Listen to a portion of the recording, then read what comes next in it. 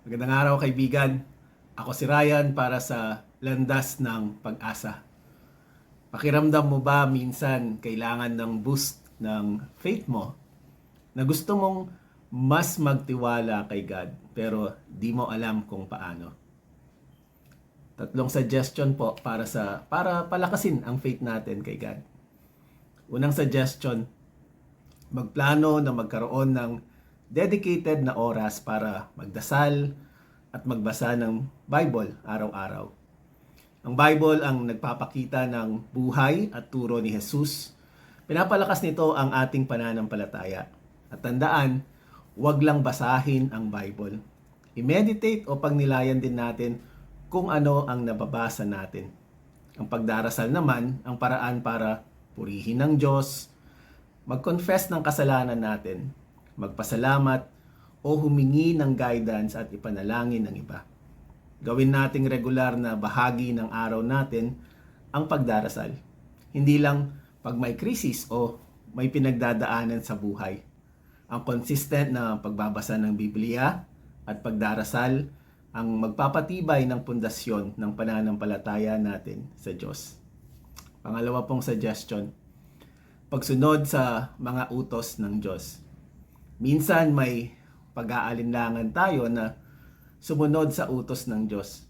Pero kapag pinipili natin na maging obedient o masunurin, mas makikita natin ang katapatan ng Diyos.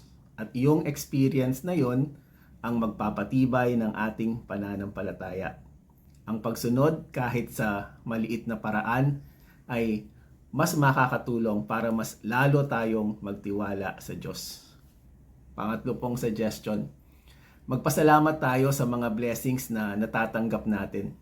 Kapag marunong tayong magpasalamat sa mga blessings, malaki man o maliit, nalilipat ang ating focus mula sa problema papunta sa pag-recognize na ang dami palang blessings natin.